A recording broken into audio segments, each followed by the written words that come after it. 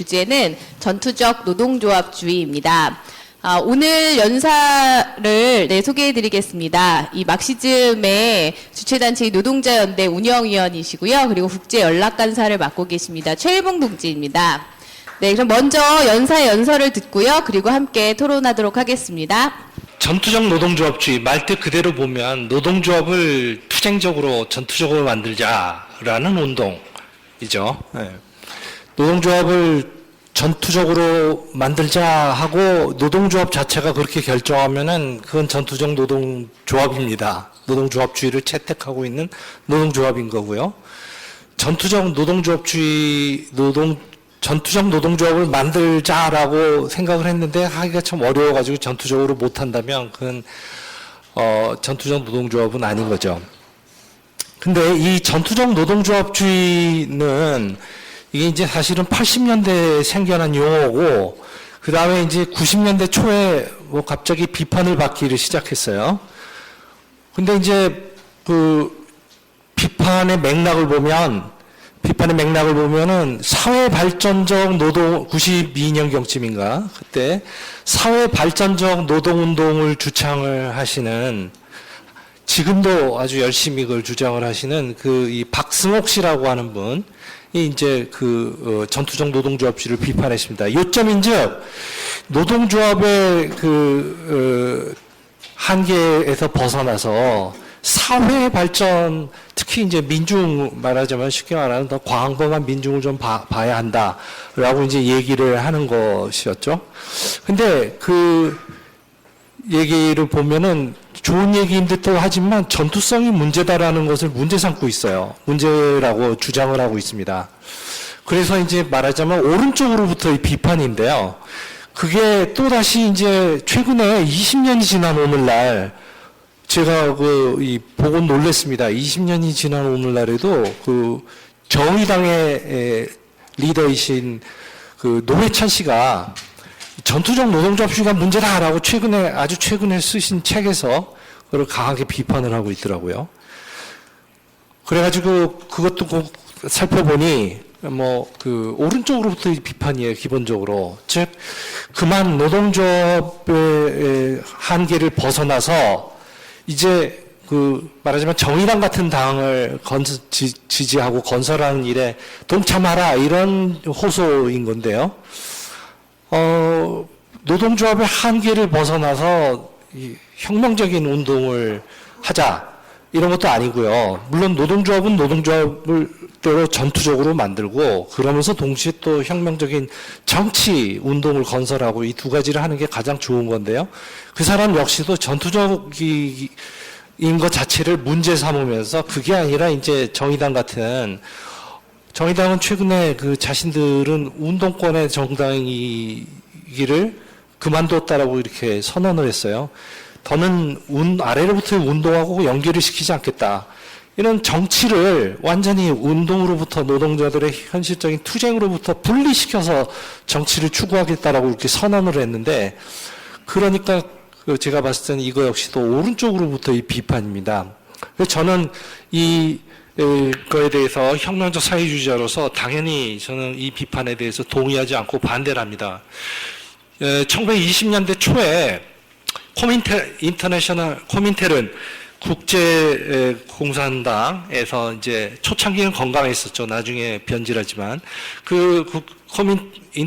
공산주의 인터내셔널에서 토론이 있었는데, 그때 이제 파울레비라고 하는 사람이 나와갖고 프랑스의 전투적 혁명적인 노동조합주의에 대해서 비판을 하면서, 비판의 요지인즉슨 당을 건설하려는 사람들과 당 건설이라는 인식을 가진 사람들과 당 건설에 대한 인식이 없는 사람, 이런 식으로 나누고는 프랑스의 혁명적 노동조합주의자들을 당 건설의 필요성을 깨닫지 못하는 사람들이라고 이렇게 비판을 했을 때, 트로츠키와 레닌이 모두 나와가지고 비판을 했습니다. 특히 트로츠키는 이제 뭐라고 얘기를 하냐면, 아니, 당의 필요성을 매우 잘 아는 자들 중에 누가 서 있는지를 봐라. 샤이데만 같은 독일의 우파 사회민주주의자, 독일 혁명 직후에 독일 사회민주당이 집권을 했는데 그때 로자 룩셈부르크를 그 정부가 살해를 했습니다. 그 정부의 바로 강요였었던 샤이더만이라고 하는 자 같은 자도 당 건설의 필요성을 누구보다도 잘 알고 있는 자다. 또 알레르 또마 같은 그런 자도 그 사회민주주의 역시 우파도 그 이 당 건설의 중요성을 잘 알고 있는 자다. 그런데 이런 자들과 프랑스의 이 혁명적 노동조합 운동을 추구하는 그런 사람들, 피에르 몬나트라든가 알프레도 로스메르 같은 그런 사람들을 봤을 때 누가 더 나은가? 이 혁명적 노동조합 운동가들은 이 자본가 계급을 타도하고 싶어하는, 정말로 타도하고 싶어하는 그런 사람들이다. 당신이 누구 편을 들겠는가라는 그런 이 물음을 던집니다. 저 역시 지금 그렇게 20년 전에 박승옥 씨가 사회발전적 노동운동, 이런 걸 주장하고 지금 노회찬 씨가 전투적 노동조합주의가 문제다. 정의당 같은 그런 당들을 지지하는 걸로 노선을 바꿔라, 오른쪽을 우회전하라 이렇게 했을 때 그거보다는 저는 그게 아니라 여전히 전투적 노동조합을 투쟁적으로 만들기 위해서 노력하면서 그와 동시에 병행해서 혁명적 사회주의 정치운동을 건설하자라고 하는 그런 호소를 오늘의 시간에 갖고자 합니다. 자, 이 전투적 노동조합주의는 우리나라의 용어인데, 이것이 사실은 이제 100년 전쯤에는 1980년대 우리나라 노동운동이 이제 굉장히 투쟁적인 노동조합 운동이어가지고 그렇게 불렸는데, 그거보다 한 90년 전이나 100년 전쯤에 바로 이제 혁명적 지향성을 갖는 노동조합 운동들이 등장을 했었어요. 맨 먼저 프랑스에서 등장을 했었고, 그리고 이제 다른 나라들에도 등장해서 한 영국 같은 경우에는 1910년서부터 혁명적 지향성을 갖는 그런 노동조합도 등장을 했었죠. 그래서 저는 우리나라의 전투적 노동조합주의를 좀 더 잘 이해하기 위해서 이 1890년대서부터 1910년대, 그리고 이제 사실 정점을 이뤘었던 거는 1930년대의 스페인에서의 이 혁명적 노동조합 운동이 있었는데, 이 1890년대에서부터 1930년대까지 한참 전성기를 누렸던 혁명적 노동조합 운동에 대해서 먼저 좀 살펴보기로 하겠습니다.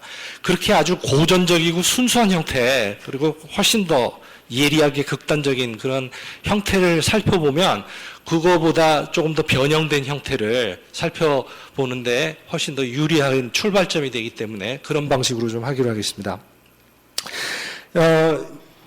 말 그대로 이 1890년대 프랑스에서 시작돼서 1910년대 영국에도 오고, 또 1930년대 스페인 혁명에서 가장 주도적인 역할을 했었던 그 혁명적 노동조합 운동이 도대체 어떤 점에서 그토록 혁명적이고 투쟁적이었을까라고 하는 것을 먼저 살펴보자면, 노동조합이 총파업을 통해서 생산 수단을 장악해야 한다. 그리고 그걸 통해서 계급 없는 사회를 건설하는 것으로 나아가야 한다. 이게 혁명적 노동조합 운동의 핵심 사상이었습니다. 노동조합이 총파업을 통해 생산 수단을 장악하고 무계급 사회로, 사회주의 사회 또는 공산주의 사회로 나아가야 한다라는 그런 거였었죠.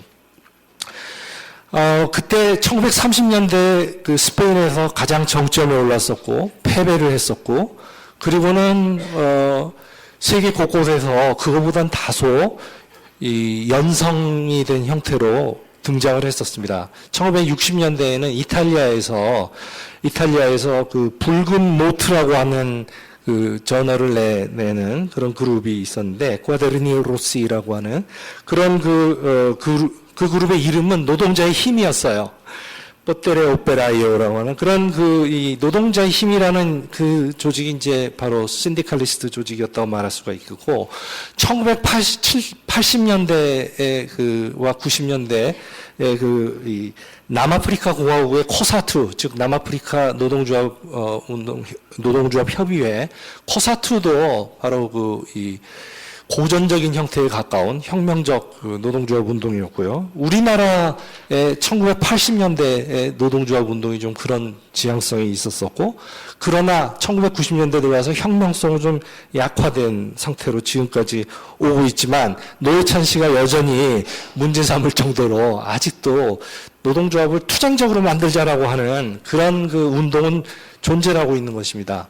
그 운동은 저런 제가 이제 에토스라고 했는데, 에토스, 정신이나 기풍이나 정서나 태도로서도 존재하지만요, 노동자들 사이에서. 조직으로서도 존재해요, 우리나라에서 아직까지도. 옛날에는 훨씬 많았고요, 조직이. 그러나 지금도 여전히 꽤 많은 조직들이 그 투쟁적이고 진짜 변혁적인 노동조합을 만들자라는 걸 조직으로서 존재를 하죠. 어떤 조직들이 있냐면, 뭐, 예를 들면, 기아차의 금속 노동자의 힘, 이라던가, 또는 현대 자동차 같은 데 중심으로 있는 그 민투위라던가, 이런 것들이, 바로 전투적 노동조합주의라고 그렇게 말할 수 있는데, 이거보다 훨씬 더 많은 사례가 있지만요. 자, 이 전투적 노동조합주의는 옛날에 이제 혁명적 노동조합주의로부터 약간 좀 그 약간 온건해진 형태로 온 거예요. 아직도 그러나, 어떤 단체에서 조사를 해보니까 노동조합원들 중에서, 민주노총의 노동조합원들 중에서 변혁을 지지한다라고 답변을 한 사람들이 거의 30%가 됐다라는 거예요.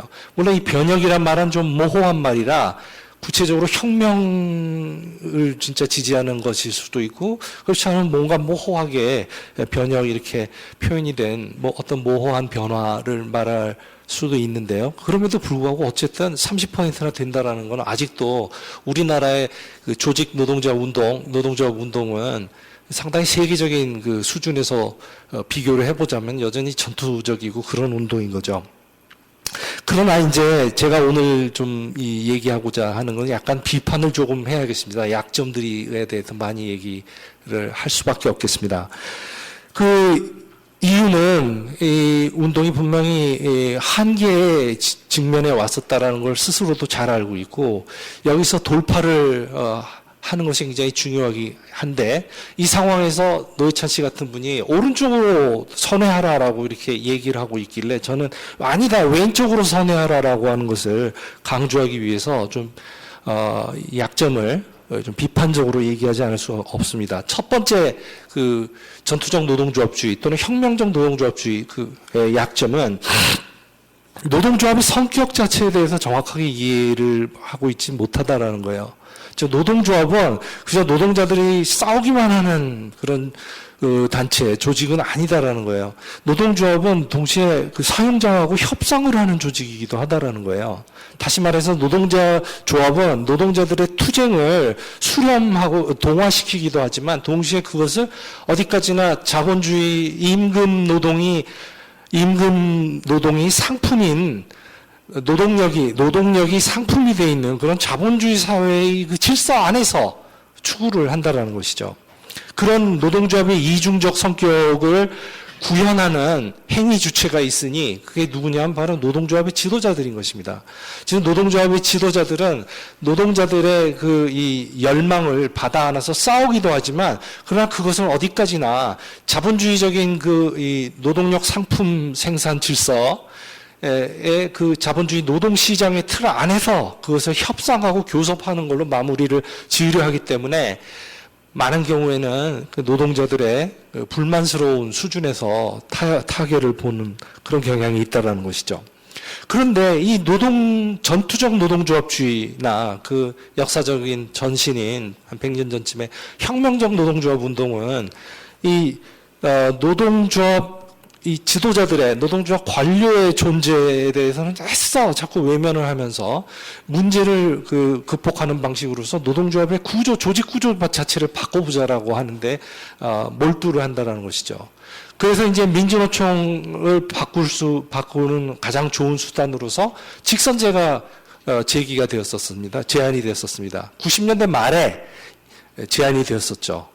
그 당시 민주노총 위원장인 이가병 씨와 당시에 그분 주위에 있던 전투적 노동조합 운동가들이 제안을 한 거고, 마침내 한 15년이 흘러서 지난해 연말에 직선제가 실시되었는데요. 그러나 우리 모두 다들 알고 있듯이 금속노조의 경우든 다른 몇몇 군데의 경우에서도 봤지만, 그렇게 직선제를 통해서 좌파적인 노동조합 지도부가 등장했지만 그다지 그렇게 만족스럽진 않았을 뿐 아니라, 심지어 금속노조의 경우에는 도대체 저게 뭔 좌파냐 싶게 아주 실망스러웠다는 걸 우리는 볼 수가 있죠. 그렇다고 해서 지금 우리가 이 현재 민주노총 총연맹에 등장한 한상균 지도부도 그럴 거다라고는 식으로 이렇게 단정을 해서는 안 되겠죠. 조건에 따라서는 또 상당히 전투적으로 싸울 수 있기 때문에 우리는 그런 조건은 나중에 얘기하기로 합시다. 그럴 수 있기 때문에 그런 식의 사례를 놓고, 따라서 이 민주노총 좌파 지도부 선거운동 같은 건 무의미했었다라던가, 또는 지금 현재 한 지도부를 지지해도 무의미하다, 그런 식으로 이렇게 그렇게 단정을 내려서는 안 되겠죠. 자, 노동조합의 조직 구조에 몰두하는 또 다른 사례 하나가 뭐냐면은, 이제 이가병 위원장이 등장을 했었던 1990년대 그 후반의 민주노총 그 상황을 보면, 이가병 위원장이 이제 파업을 합시다라고 했는데, 그렇다고 해서 각 연맹의 위원장들이 그거에 응해주질 않았어요. 그러다 보니 이제 이 총연맹의 위원장은 파업을 호소하려고 하는데, 연맹의 위원장들은 그것을 갖다가 외면하고, 심지어는 일부는 회방 놓기까지도 했더라라는 그런 이제 경험을 기초로 해서, 그쪽 진영에서 나온 제안은, 그쪽 진영만은 사실은 아니에요. 다른 곳들도 많이 동의를 하는 건데, 이 조직을 지역으로 개편을 하자라고 하는, 심지어 이제 그분들 쪽은 더욱더 강경하게 연맹을 아예 해체하자라는 주장까지 처음에 했다가, 말도 안 되는 비현실적인 주장이다라고 하는 반발에 부딪히자, 그건 아니고 이제 연맹을 우회해서 지역 노동조합들을, 민주노총 지역본부 같은 걸 강화를 하자라는 그런 방향으로 했었는데, 그거 역시도 그다지 이 진정으로 효과적인 대안이 되지 못한다는 것을 증명해 왔었고, 실제로 이제 거기서도 노동조합의 지도자들의 성격 문제가 있기 때문에, 상근 간부들의 경우, 고위 상근 간부들의 경우에는 바로 사용자와 협상을 해야 한다라는 그런 점 때문에 한계가 있을 수밖에 없는 거죠. 그다음에 그거 말고도 이제 사례가 있지만 간단히 하자면, 사례는 건너뛰고, 이 노동조합의 이중적 성격과 관련해서 좀 얘기하고 싶은 거는, 노동조합을 기반으로 해서, 그래서 노동조합에 기반을 한 정당을 건설하자라고 하는 그런 이제 움직임에 대해서 잠깐 언급을 하겠는데요. 노동조합이라고 하는 것은 이 전투적, 심지어 혁명적인 사람만이 있는 게 아닙니다. 노동조합에는 보수적인 노동자가 얼마든지 있을 수 있는 거고, 있어야 그런 사람들도 사용자에 맞서서 자기들의 노동 조건, 생활 조건을 방어하고 싶다, 해고되는 걸 막고 싶고, 임금이 깎이는 걸 막고 싶고, 그렇다면 그런 사람들도 함께 노동조합에서 활동을 해야 맞는 거죠. 정치 조직하고는 다른 거니까. 따라서 노동조합은 이런 사람들도 포용을 해야 하는 건데, 아주 반동적이지만 않다면, 그렇다면은 이런 분들까지 다 같이 있다라는 건 무슨 뜻이냐면, 노동조합을 구성하는 그런 요소들, 구성 성분들이 정치적으로 매우 불균등하다라는 거예요. 매우 선진적인 노동자들이 있는가, 매우 후진적인 노동자들이 있고, 대부분의 노동자들은 그 중간적인 그런 의식을 가지고 있는, 그러기가 쉽다라는 거죠. 자, 그랬을 때 그 노동조합을 기반으로 해서 정당을 건설한다고 했을 때, 그 정당은 노동자들의 그 불균등한 의식을 반영할 수밖에 없습니다. 그래서 1980년대 초에 브라질의 노동자당, 페테당은 바로 브라질의 민주노조 운동이라고 할 만한 전투적인 노동, 거의 혁명적이다시피 한 거의 굉장히 전투적인 노동조합 운동을 기반으로 해서 탄생했는데, 그때조차도 아주 확실하게 선명하게 혁명적인 입장을 가지지 못했습니다.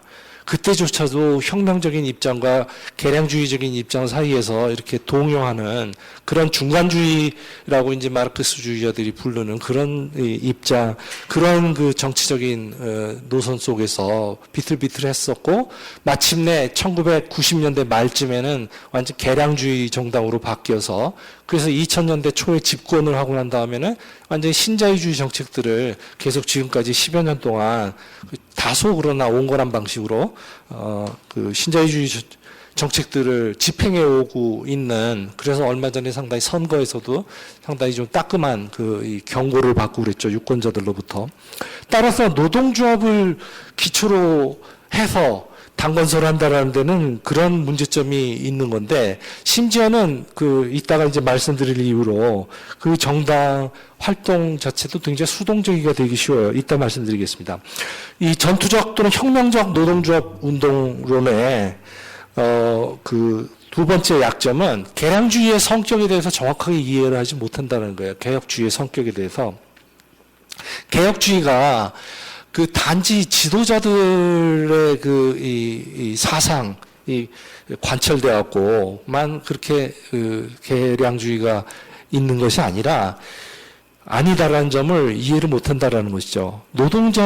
보통의 노동자들 자신이 굉장히 전투적으로 싸우고 그럴지라도 이 노동조합이라거나 다른 어떤 틀이든, 심지어 그런 틀이 아니라 굉장히 폭발적인 투쟁을 하더라도 체제를 한 번에 자본주의 시스템을 전복할 수 있다는 생각은 가지지 못하는 거예요, 보통의 경우에.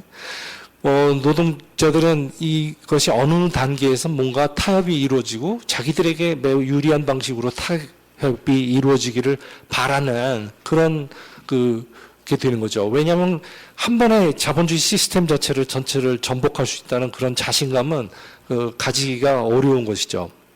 그건 평상시에 굉장히 많은 경쟁이라거나 노동시장 속에서의 그런 경쟁과 같은 일들에 연루돼 있고, 그러다 보면은 굉장히 많은 그런 자신감의 문제에서 상처를 받을 수가 있기 때문에 그런 한계가 있다라는 것이죠.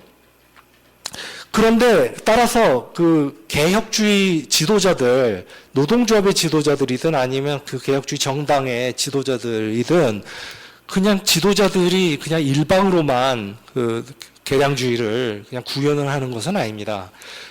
현장 수준에서, 기층 수준에서 노동자들의 그러한 이 한계, 혁명적인 투쟁은 하지 못하고, 그러나 굉장히 전투적으로 투쟁해서 뭔가를 얻어내고 싶어 하는 그런 한계를 반영할 뿐만 아니라 또 의식적으로 그 한계를 이용을 해서 협상력을 높이는 방향으로 가는 그런 문제인데요. 바로 이런 개혁주의 성격을 잘 모르기 때문에 자꾸 민주노동당이라든가 정의당이라든가 무슨 노동당은 최근에 거기에 올라 있진 않지만, 이런 기존 진보 정당에 대해서 지나치게 종파적인 태도를 되게 취하기가 쉽다라는 거예요. 저런 당은 다 개량주의 정당이다라고 매도를 해버리면서 저기하고 하지 마라. 이번 민주노총 선거에서도 과거 이 정치 세력화 문제, 민주노총의 정치 세력화 문제를 놓고 아주 열띤 토론이 초기에 벌어졌었는데, 몽땅 다 이 과거의 이제 민주노동당 경험은 완전 실패다. 지난 20년 가까운 민주노동당의 경험, 진보정당의 정치 세력, 진보정당 경험은 완전한 실패다. 그리고 그건 반동적인 것이었다라는 식으로 몰고 가는 그런 것인데, 그건 완전히 도덕주의적이고 관념론적인, 유물론적이지 못한 그런 이제 평가에 기초를 하고 있는 것이죠. 이 세 번째 약점 문제를 좀 지적을 하겠는데, 잠깐만, 그걸 지적하기 전에, 이 대안을 먼저 얘기해야 할까? 이런 개량주의의 그런 대안을 못 내놓게 돼요. 개혁주의자들 지도부를 그냥 매도하기만 하고, 저자들 때문에 저당은 또는 저 노동조합은 완전히 그냥 쓸모없는 정치적으로 부패한 노동조합이다라는 식으로 매도해가지고는 개입을 할 수가 없습니다. 그런 노동자들 자신이 그렇게 자신감이 충분하지 않다라는 것을 이해하면서 그 노동자들과 우호적으로 공동 투쟁을 하는 것을 통해서 그 노동자들이 혁명가들의 이 에토스 같은 거라든가 혁명가들의 조직 방식이라든가 혁명가들의 그 전략 전술 같은 것을 접하면서 그 개혁주의적인 노동자들도 자신감을 가지게 하고, 그렇게 해서 그 개혁주의 노동자들이 자기들의 지도부를 뛰어넘을 수 있는 그런 것이 되도록 공동 활동을 하는 것이 중요한 것이지, 그런 단체 전체를 지도자와 평지지자들을 다 도매금으로 매도하는 것은 전혀 도움이 안 될 뿐 아니라 오히려 상황을 더 악화시킨다는 것이죠. 세 번째 약점 문제는 국가 문제입니다. 국가에 대해서 이 혁명적 신디칼리스트들이든 이 전투적 노동조합주의는 총파업으로서 그 국가 문제를 굉장히 흔들어 놓을 수 있다고, 자본주의적인 적대 국가의 문제를 흔들어 놓을 수 있다고 생각하지만, 그러나 흔들리기만 할 뿐이지 바뀌지는 않습니다. 즉, 그 자본주의 국가는 총파업으로 아무리 그것이 무기한 가는 엄청난 파업일지라도 그걸로는 무너지지 않습니다. 그건 이 사회 곳곳에 또아리를 틀고 있고, 특히 노동계급의 자신들의 무기로 노동계급의 그 개인들을 병사라던가 하급 경찰 부대라던가 이런 걸로 다 이렇게 사용을 해서 사회 도처에서 뿌리를 내리고 있기 때문에, 이런 이 국가를 그렇게 쉽사리 총파업 하나로 국가를 무너뜨린다거나 아니면 국가로부터 정말 주요한 양보를 얻어내는 것조차도 힘들 수가 있는 것이죠. 따라서 이 혁명적인 노동조합이라면 이 총파업은 중요한 건데, 그러나 그거에서 멈출 것이 아니라 총파업에 기초를 해서 이 자본주의적인 국가를 분쇄하는 데까지도 나아간다라는 그런 전망, 그런 혁명적인 전망을 가질 필요가 있는 것입니다. 그런데 바로 이런 전망을 가지는 것을 앞에서 주저하고 멈추는 바람에 개량주의자들조차도 이 약점을 이용할 수 있다는 거예요. 즉 총파업 그러지만 그게 얼마나 얻어낼 수가 있느냐라고 이렇게 약점을 치고 들어올 수 있는 여지들이 있다라는 것이죠. 또 그 개혁주의자들이 바로 이런 그 전투적 또는 혁명적 노동조합 운동의 그 약점을 치고 들어와서 개량주의자들이 거기서 침투하고 그럴 수가 있는 건데, 예를 들자면 이런 거예요. 쌍용차가 77일에 걸쳐서 2009년에 점거 파업에 들어갔을 때, 그랬을 때 혁명적 또는 거의 준혁명적 좌파들이 모여가지고 토론을 했습니다. 뭐가 진짜 좋은 대안일까? 대안을 내놔야 하는데 여기서. 그러나 거기서 저희 단체와 또 다른 한 단체는 국유화를 요구하자, 공기업화를 요구하자. 왜? 노동자들을 해고시키는 기업은 공기업을 요구해야 한다. 왜? 노동자들은 아무 거기에 회사의 위기에 책임도 없고, 노동자들은 사회 전체적으로 보더라도 생산 수단을 만들어냈고, 그 다음에 국가라면 국민이 생존권의 위기에 처해 있을 때 그것을 지켜줘야 하는데, 그렇다면 그것을 이용을 해서 국가가 이걸 인수해라, 공기업화를 요구하는 것이 맞다라고 저희는 주장을 했는데, 저희와 다른 한 단체 빼고 전부 다 이 국유화 또는 공기업화를 반대를 해가지고, 이거는 제기도 될 수가 없었고, 따라서 굉장히 모호한 상황에서 대안이 불분명한 상황에서 투쟁이 전개가 되었었죠. 또 하나 이 사례를 들자면,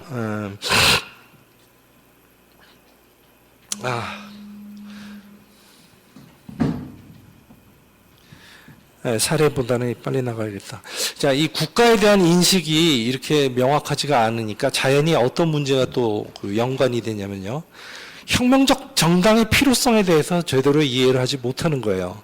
왜냐하면 혁명적 정당이 필요한 이유는 자본주의적인 국가가 중앙 집권화돼 있고 매우 효과적으로 정보를 곳곳에 산재해 있는 그런 촉수들을 이용을 해서 정보들을 집중화시키고, 그것에 기초로 해서 이 세력을, 병력과 화력을 딱 효과적으로 배분하는 능력에 달려 있는데, 그것에 맞서 싸우는 사람들이 이 분권화에 의존을 한다면 그렇다면 어떻게 그것을 극복을 하겠습니까? 따라서 그 국가의 막강한 중앙 집권화된 힘, 그 힘을 극복을 하기 위해서 혁명적 당이 필요한 거고, 특히 노동자 계급의 의식이 불균등하게 발전한다는 아까 그런 제가 얘기를 했었는데, 그렇기 때문에 가장 선진적인 노동자들이 또 따로 조직될 필요가 있다. 노동조합이라는 조직 말고도 정치적 조직으로, 혁명적인 정치 조직으로도 조직될 필요가 있는 것인데, 이렇게 국가에 대한 인식 자체가 불투명하고 불완전하기 때문에 이런 문제에 대해서 매우 이 약점을 가지고 있다는 것이죠. 네 번째 그 약점에 대해서 좀 얘기하겠습니다. 정당 문제인데요. 고전적인 혁명적 노동조합 운동론자들, 혁명적 노동조합 운동가들은 정당이나 선거나 의회를 회피하는 경향이 꽤 강했었습니다. 하지만 또 이렇게는 또 그런데 정당의 연루는 됐었어요. 즉 뭐냐면은 일주일에 닷새는 노동조합에서 아주 투쟁적이고 전투적인 노동조합 투사로서 활동을 하면서 일주일에 하루 정도는 정당 정치 조직의 모임에 참가를 해서 토론을 하고 뭐 그런 그 정도에 멈추는, 다시 말해서 일종의 이것도 정치와 경제가 좀 이분법적으로 분화가 된 것인데, 다시 말해서 노동조합 안에서도 정치적 조직을 구축을 하고 노동조합의 이 정책에 영향을 주기 위해서, 전술에 영향을 주기 위해서 혁명적 사회주의자들이 따로 아주 단단하게 조직이 돼야 하는데, 그것에 대해서는 하지는 않는다는 것이죠. 노동조합에서는 아주 훌륭한 전투적 노동조합 활동가로서 활동하고, 그 다음에 일주일에 한 번쯤 저녁에는 혁명적 조직의 모임에 와가지고 토론하고 뭐 그걸로 끝이고, 그런 것으로서 이렇게 이분화된 활동을 하는 그런 경우가 신디칼리스트들은 많았었습니다. 다시 말해서 정치 활동을 좀 선전주의적으로 하고, 그 다음에 노동조합 활동은 전투적 노동조합주의 활동으로 하는 식으로 이렇게 하는 것이죠.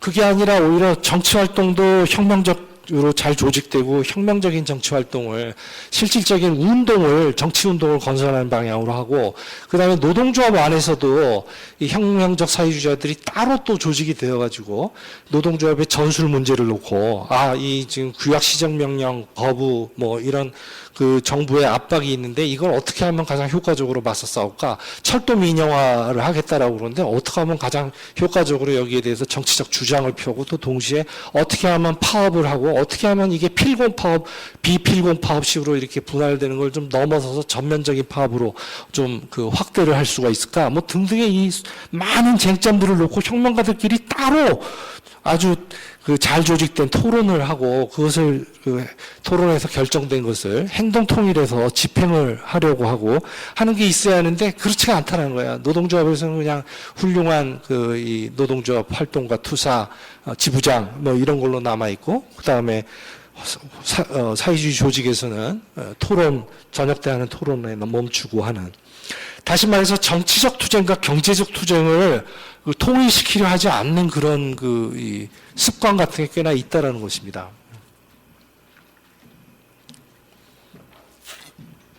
세월호 항의 운동에서도 이 점을 우리는 볼 수 있었어요. 자, 세월호 문제가 터졌습니다. 노동계급의 자녀들이 압도적인 그런 10대 청소년들이 죽음을 당했습니다. 그들만 죽음 당한 건 아니죠. 또 노동계급의 일부라고 할 수 있는 그런 선원들이나 뭐 단지 비정규직만이 아니라 정규직 선원들도 해서 막 죽음을 당하고 그랬습니다. 그 다음에 다른 문제를 보더라도 신자유주의적인 그런 규제 완화 정책 등이 연관이 되어가지고 이런 비극이 벌어진 것이죠. 여러모로 보아도 이 투쟁에 대해서 노동자 계급이 열의를 가지고 달려드는 것은 너무도 당연했어요. 실제로 굉장히 의욕이 충만했습니다. 그러나 실제에서 또 그러나 정치 행동으로 나타난 모습은 뭐였나요? 정치 행동으로 나타난 모습은 이 세월호 문제를 놓고 꼭 정치 파업일 필요는 없는데, 세월호 문제를 놓고 파업 투쟁 같은 걸 벌이지는 않았다라는 거예요. 현장 조합원들은 그 문제에 굉장히 의혹이 많았지만 거기에 생각이 미치지는 않았어요.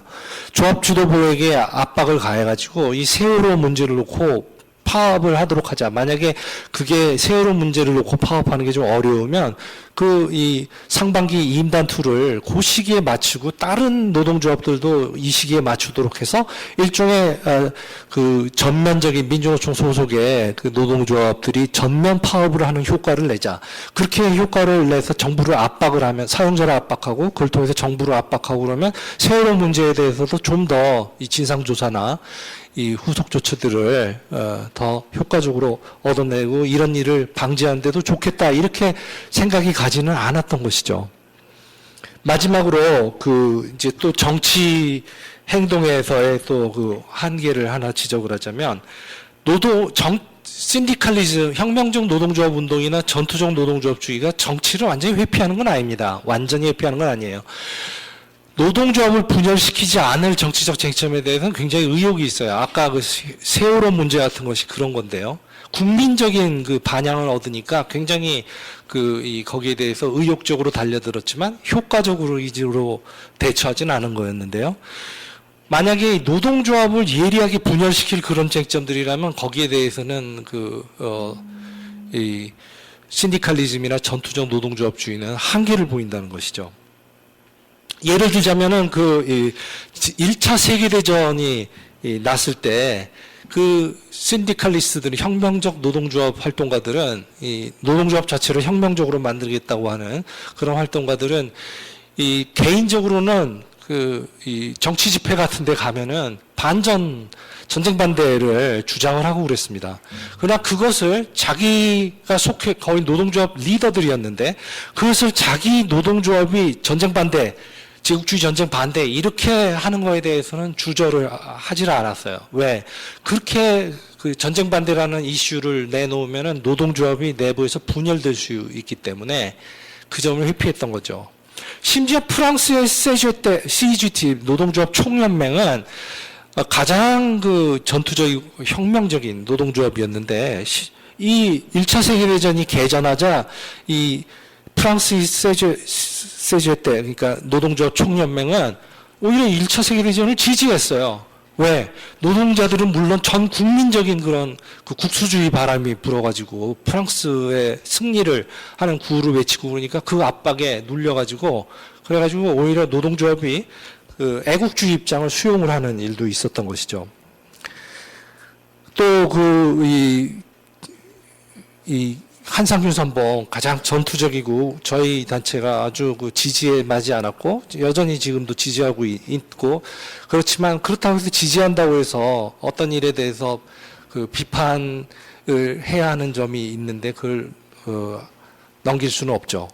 어떤 문제냐면 공무원연금에 관한 부분이에요. 공무원연금과 관련해서 그 공무원연금을 확고하게 방어하기를 좀 약간 처음에 주저했습니다. 그러나 상황이 이렇게 공무원연금에 대해서 정부가 아주 극악스럽게 공격을 하려고 한다라는 점이 좀 더 두드러지고 그러자 그 공무원연금을 방어하긴 했는데 그러나 공무원 노조가 국민합의기구에 들어가고 막 그런 거에 대해서는 비판을 하기를 굉장히 꺼렸습니다.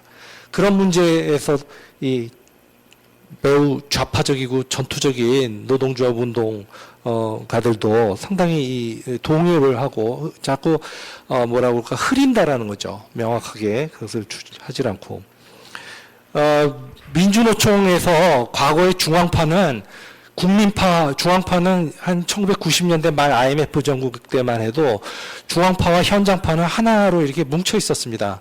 그래서 국민파에 대해서 매우 날카로운 비판을 가하고 그러면서 매우 전투적으로 노동조합이 투쟁을 할 것을 촉구하는 입장이었었는데 그러나 그 중에서 중앙파는 나중에 한 2000년대 중엽쯤 되자 중엽 이후가 되자 국민파하고 가까워졌어요.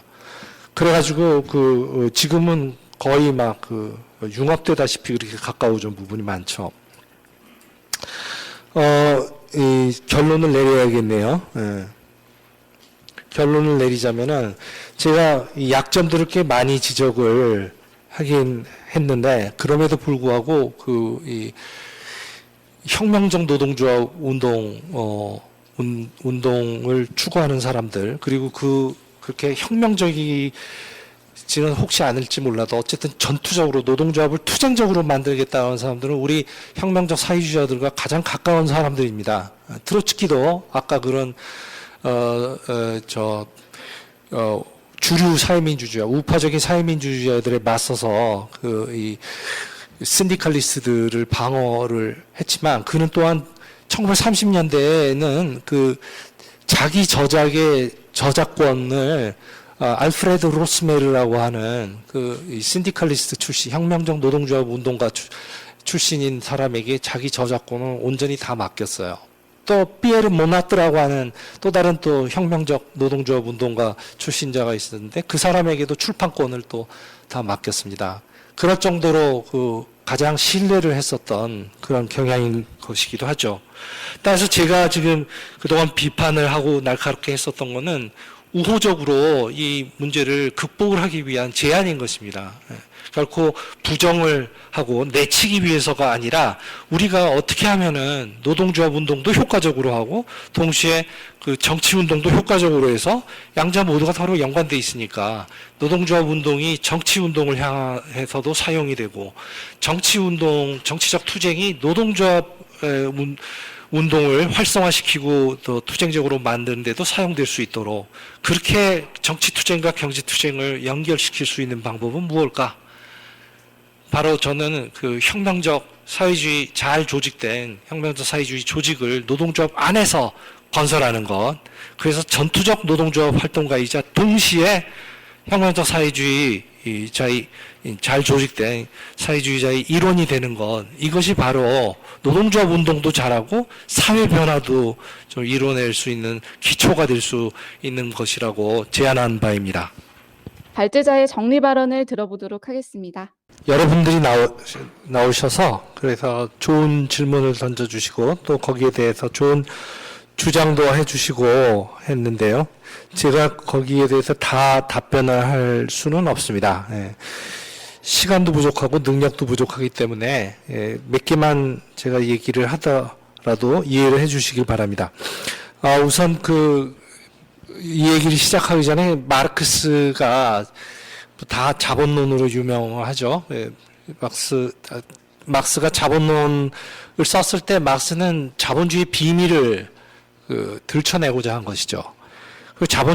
그가 들춰낸 자본주의 비밀은 자본주의는 이윤으로 움직이는 그런 시스템이다라는 거였어요. 그 다음에 그 자본주의의 이 이윤을 만들어내는 이윤의 원천은 잉여 가치다라는 거였어요. 그 잉여 가치는 바로 노동자 계급이 만들어낸다라는 것이 마르크스의 얘기였습니다. 따라서 자본주의에 대해서 가장 효과적으로 타격을 가할 수 있을 뿐만 아니라 그럴 수 있는 사회 집단은 노동자 계급이라는 것이었어요. 게다가 이 노동자 계급은 대도시나 대작업장 등에 집중되어 있어서 그래서 또 효과적으로 싸우고 자본주의를 공략할 뿐만 아니라 자본주의를 대체할 수 있는 새로운 시스템을 건설할 수 있는 것도 바로 이 노동자들이라고 이렇게 강조를 했습니다. 즉, 농민이나 다른 소자영업자 등 이런 사람들은 아무리 어렵게 살고 그래도 자본주의를 극복하지는 못한다는 것이죠. 이 농민들은 다 자기들의 땅을 가지려고 그러고 소자영업자들은 자기들의 조그마한 사업장을 가지고 싶어 하는 경향이 있죠. 그러나 노동자들은 자기들의 이 도구나 기계를 떼어가지고 이건 내 거야 하는 식으로 해서는 노동자들은 살아갈 수가 없습니다. 노동자들은 집단적으로 생산 수단을 가동을 하고 그럼으로써 이 사회 전체를 부양할 수 있는 그런 계급이기 때문에 새로운 사회를 만들 수 있는 잠재력도 노동자들에게 있다고 하는 점을 칼 마르크스는 강조를 했던 것입니다. 그러면서 또한 마르크스는 자본론 자체에서 덧붙인 건 아니지만 다른 많은 경우에 마르크스는 조직된 노동자들의 또 노동자 계급 중에서도 조직된 노동 부분의 중요성에 대해서 강조를 했습니다.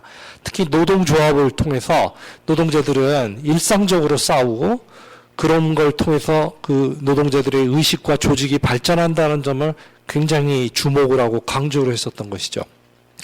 그는 이 자본론 중간 부분에서 이 공장을 완화된 감옥에다가 비유를 하는데, 그런 완화된 감옥과 같은 조건에서 노동자들은 일상적으로 싸우고 그럼으로써 조직되고 단련되고 의식되고 그런다는 것이었습니다. 우리는 여기에서 출발을 해야 합니다. 조직 노동자 계급의 중요성, 여기에서 출발을 해야 하는 거고, 정치라는 개념도 마르크스주의의 정치 개념은 이 국회에서 책략을 부리고 그러고 국회의 개혁 입법안을 내고 그런 것도 정치긴 하지만 그냥 매우 부차적인 의미의 정치밖에 안 된다라는 것이죠.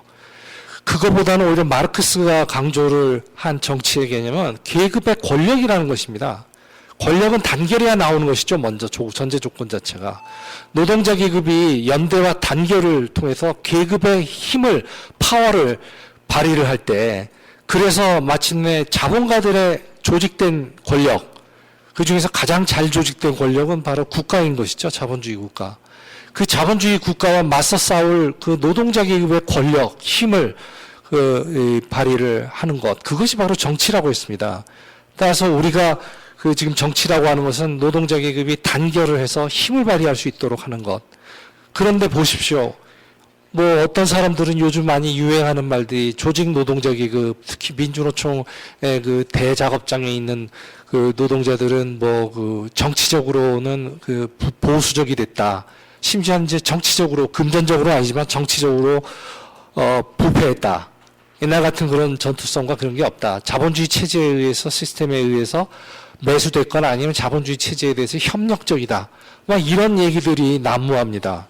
또 공무원들의 연금의 문제에 대해서도 그런 주장을 볼 수가 있고, 정규직, 비정규직 문제에 대해서도 마르크스 시대에는 너무 당연했던 건데, 공동의 사용자에 맞서서 조직을 단결한다라는 것, 당연히 정규직 노동조합과 비정규직 노동조합은 하나가 되는 게 당연한 겁니다. 금속노조도 1415라고 하는 걸 갖고 있지 않습니까?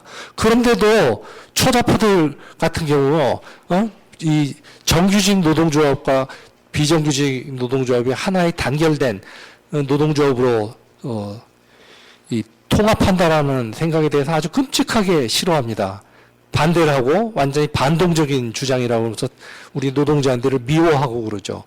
이런 쟁점이 수없이 많습니다. 노동자들을 갈기갈기 분열시키는 쟁점들이요. 노동자들은 단결할 잠재력도 갖고 있지만 분열될 잠재력도 당연히 갖고 있어요. 노동시장에서 다른 노동자들하고 경쟁해야 하니까. 그리고 이 틈을 비집고 들어온다는 거죠. 노동시장에서 경쟁해야 하는 그 처지 때문에 정규직 노동자들이 너의 특권층이다. 너네는 비정규직은 너네는 완전히 개털이다. 이런 식으로 해서 계속 분열을 조장하고, 이주 노동자들은 바로 너네 그 일자리를 뺏어가는 자들이다. 이런 식으로 이제 얘기를 합니다. 이런 것을 극복하기 위해서는 당연히 맨 먼저 나가야 하는 것은 당연히 정치적인 주장이죠. 동료 노동자들을 설득을 해야 합니다. 정치의 출발점이죠. 동료 노동자들에게 그렇지 않아. 이주 노동자들은 우리나라에 와서 크게 봤을 때 아주 3D 업종이라고 불리는 그런 업종에서 되게 고생하면서 일해주는 고마운 사람들이야.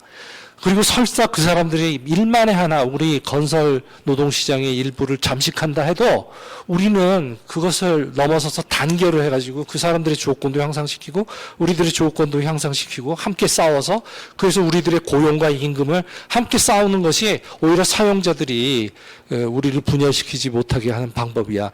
등등의 이런 정치적 주장들을 내놓으면서 우리가 노동자들의 단결을 고수할 뿐만 아니라 어떻게 잘해야 싸울 것인가에 대해서도 견해를 내놔야 하는 것이죠. 아까 그것과 관련해서 또 좋은 질문이 나왔습니다. 민주노총의 매우 좌파적이고 투쟁적인 지도자가 들어섰는데 이 총파업은 그러나 어떻게 되겠느냐. 저는 우선 한상균 위원장의 이 신실함과 투쟁성에 대해서 조금치도 의심하지 않습니다. 그러나 문제는 위원장 한 분의 투쟁성이나 그 주위에 결집되어 있는 좌파적, 기껏해야 세 조직인데 우리까지 합쳐서 그런 조직들이 자그마한 세 조직이에요. 그런 조직들이 뭐 전투적이고 진지하다고 해서 문제가 해결되는 건 분명히 아닙니다. 현장 수준에서의 현장 노동자들의 그 자신감이 얼마나 있느냐, 투쟁성이 지금 얼마나 다시 고양될 것이냐, 그리고 연맹이나 또 지역 고위 간부들 수준의 일부 그런 그 보수적인 그 간부들의 비협조, 심지어는 회방 일부는 그런 것을 어떻게 극복할 것이냐, 그런 문제들이 남아 있습니다. 그런 문제에 대해서 마르크스주의자들이 언제나 강조를 한 것은 현장 조합원들의 자신감과 조직력이 제일 중요하다. 근데 그러려면 현장 수준에서 아주 잘 조직된 혁명적인 그 조직이 존재를 해야 하는데, 그런데 그게 과연 지금 전국적으로 충분한가? 전국적으로 충분하지 않다는 건 분명합니다. 그래서 저도 거기에 대해서 마술적인 대답을 내놓을 수는 없습니다. 그러나 우리가 이렇게 생각을 해볼 수 있겠죠. 지금 박근혜 정권은 굉장한 위기입니다. 20%밖에 지지율이 안 돼요. 그래서 레임덕이 아니라 데드덕이라고 하는 쩔뚝거리는 오리가 아니라 죽은 오리라고 하는 말까지 나오고 있을 정도입니다. 그러나 그 대안은 뭘까요? 이 새정치연합이 대안 아니라는 것은 선진적인 노동자들은 다 알고 있습니다. 민주노총에 속해 있는 선진적인 노동자들 한 10만 명쯤이야, 5만 명쯤은 다 박근혜에 대해서 증오하고, 적어도 5만 10만은 증오하고 제거하기를 원합니다. 근데 뭐가 대안일까요? 그거에 대해서 갑갑한 상황이라는 걸 알 수 있습니다. 어떤 사람들 여기서 뭐라고 주장하냐면, 진보 정당을 제거하는 거다라고 주장을 합니다. 그래서 그것도 좋은 얘기이긴 하죠. 그러나 과연 그런 진보 정당은 또 어떻게 생길 거냐라는 그런 물음이 있겠죠. 그런 부분에 관해서 우리 김하영 동지가 아마 이따가 연설에서 또 아마 얘기를 하실 테니까 제가 자세히 얘기할 수는 없습니다. 우리는 이런 문제에 대해서 노동자들하고 토론을 해야 하고, 그리고 특히 어떤 일부 노동자들이 잘 싸워서 승리를 하면 이 노동조합 현재 신임 집행부가 선본 시절에 얘기했었던 한 번에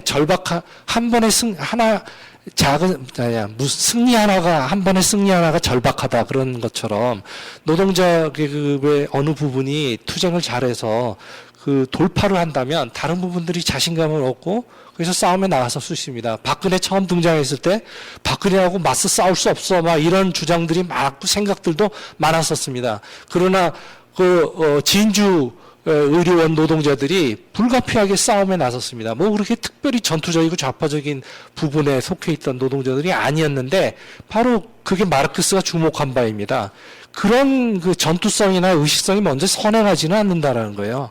자본가 계급, 자본주의 체제 자체가 공격을 할 때 노동자들은 자신들의 조건을 지키기 위해서 싸우는 과정에서 투쟁적이 되고 의식과 조직도 높아진다는 것인데, 그것이 진주 노동자들이 그렇게 싸우고 그다지 잘 풀리고 있었던 건 아니지만, 그러나 또 전교조 노동자들이 공무원 노동자 쪽에서 공무원 지도자들은 좀 초를 쳐놨죠.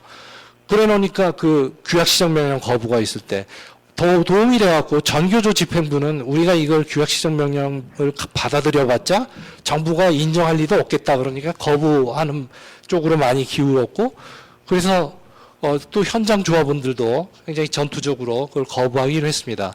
또 여기서 혁명적 사회주의나 전투적인 그런 교사들의 조직들이 한 역할을 했습니다. 그래 놓으니까 노동자들이 굉장히 자신감을 가지게 되었어요. 지지난해죠. 지지난해 여름쯤에 자신감을 가졌고, 그래서 11월 달에 비정규직 노동자들, 택배나 이런 노동자들이 싸워갖고 승리를 거뒀어요. 그게 또 자신감을 줬습니다. 그래서 12월 초순에 철도 민영화 공격을 시작했을 때 철도 노동자들은 그런 앞선 노동자들의 승리에 고무를 받아가지고 당차게 저항을 했습니다. 물론 여기서도 혁명적 사회주의자들이 근 1년 전서부터 지역에서 민영화 반대 지역 조직들을 만들어가지고 그 노동자들과 계속 토론하면서 민영화 반대 정치적 주장을 펴고 그런 것들이 노동자들이 자신감을 높이는데 역할을 또 일정하게 했습니다. 이렇게 해서 말하자면 연관성이 있다라는 것이죠. 노동자 투쟁이야말로 어디 삼총사라는 옛날 작품에 나오는 말, 하나를 위한 셋을 위한 하나, 우리는 일심동체다. 바로 그런 그게 성립하는 그런 계급인 것입니다. 우리는 여기서 마술적으로 갑자기 전체 그 민주노총의 60여만 노동자들이 어떻게 더 전투적이고 그렇게 4월까지 사이에 바뀌어서 투쟁을 할 수 있을까 이런 것을 고민하기보다는 우리가 당장에 지금 우리가 속해 있는 그런 조합 부분 안에서라도 잘 조직된 그 조직을 작은 조직이라도 토론을 하고 정치적 주장을 갖다가 다 가다듬고 그 주장을 가지고 다른 노동자들을 설득하고 반동적이거나 보수적이거나 우파적인 그런 주장들을 반박하고 그래서 노동자들에게 자신감을 주고 그래가지고 그 지도부에 대한 압박을 가할 수 있게 하고 그래서 투쟁에 나가서게 된다면 다른 부분들도 여기에 그 고무를 받아가지고 그래서 4월이나 적어도 뭐 6, 7월이나 지배자들이 공격을 할 때 또는 안 해도 투쟁에 저항이 나설 수가 있을 것입니다. 저는 이런 문제에서의 정치 마술적인 건 길은 없습니다. 우리가 여기서부터 쌓아갈 때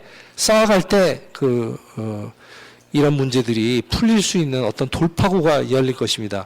그 길에 함께하는 방법은 우리가 아까 말한 대로 제가 강조하지만 노동조합에서는 전투적 노조원으로서 그 다음에 정치 조직에는 별 관심이 없거나 아니면 기껏해야 그냥 정치 조직에서는 이것도 대단한 거긴 해요. 그러나 정치 조직에서는 그저 토론만 하기 이걸 넘어서서 정치 조직에서 토론한 것을 가지고 노동조합 안으로 들어가갖고 다른 노동자들을 설득하고 힘을 주고 조직하고 그래서 투쟁이 아래로부터 일궈지는 데 그 어떤 그 임팩트를 이른바 그런 거를 그 영향력을 만들어낼 수 있도록 하는 것 이것이 바로 우리가 이 전투적 노동조합주의의 그 강점을 이어받으면서 그것의 약점을 넘어서는 그런 길이 될 것입니다.